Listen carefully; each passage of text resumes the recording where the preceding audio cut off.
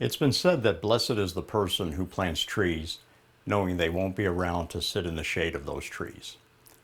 They plant them for future generations. Well, if that's the case, then Tracy Voss is very blessed. She has developed and implemented a very unique program that reaches into the grade schools to help remedy a problem with which Tracy has been involved in trying to remedy for years. This program reaches out to what she believes to be the source problem and will help remedy the situation in the future, so these future generations don't have the problem.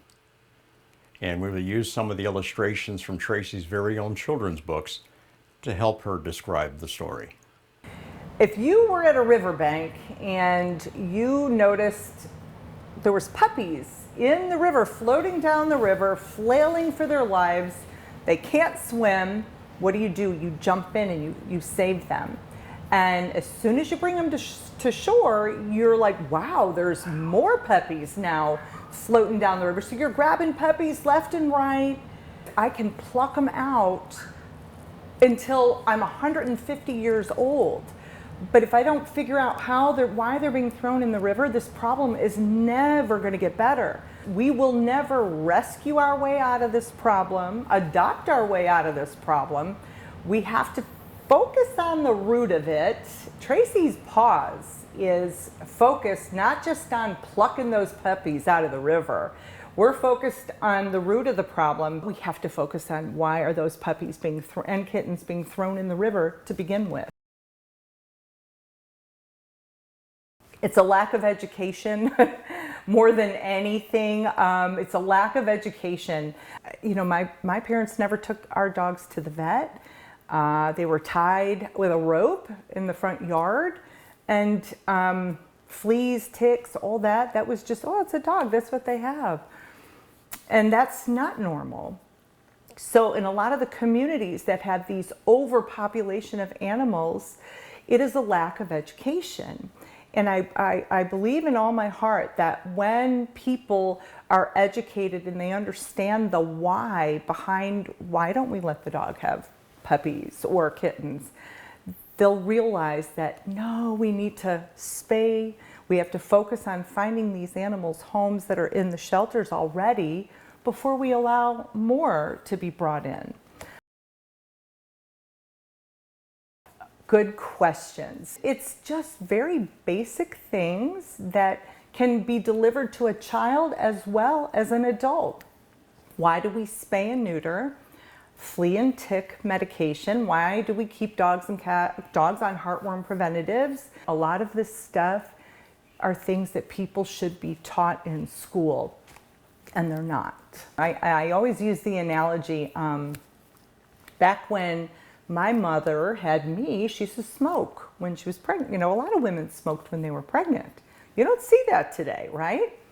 That took years. It was a gradual change. And this is the same thing that we need to do for kids regarding pets.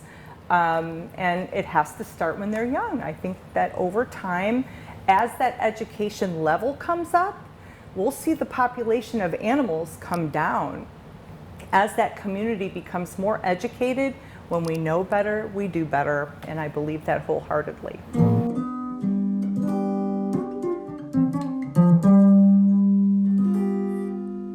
Yes.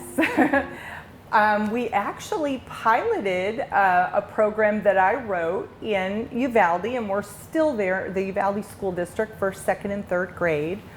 And these kids had so much fun with this program. It was probably the most rewarding thing I've ever done. These kids were screaming for more. Like they would see, so we were there for a full 3 days, and they would see us walking down the hall, and they would be, Miss, come here, let me show you this. I have pictures of my dog. They love their pets, but like most kids from areas that don't have a lot of spay neuter opportunities there, or education around pets, they did not know that it's not normal to not have fleas or ticks all over your dogs. So when I asked the kids, how many kids here have fleas on their dog. And I would say the majority of them had pets that had never been to the vet. It's all hands-on activities. I have written children's books that are all about the rescue dogs that I have rescued over the years. So I have 4 books now, and so all of the books have a custom stuffed animal that goes with it, and they're all geared around core subjects. So the first book is all centered around math. How quickly dogs and cats multiply if they're not spayed or neutered. And so we have all kinds of games that we play with the kids, so they're not just sitting there listening to me talk about why do we spay neuter. It's a game, it's hands-on. The second book is Dixie Has the Ickies.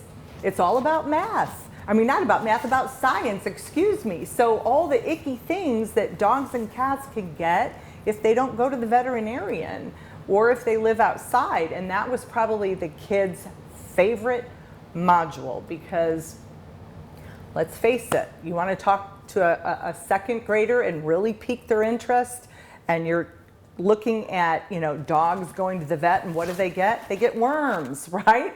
So we have all kinds of hands-on things like worms in the poop and how do the dogs get that, and they loved it. I have like videos of these kids just screaming for more. It was a wonderful, that was their favorite day, was the science. Here, what are we gonna do today? Talk about worms? Yeah! What else? Ticks and fleas? And worms? When I saw the enthusiasm in their eyes with the programs that we put in place and when we were working with these kids, there are more little me's in these communities. Remember, I grew up seeing just what they see. Dog doesn't go to the vet, they're tied out front.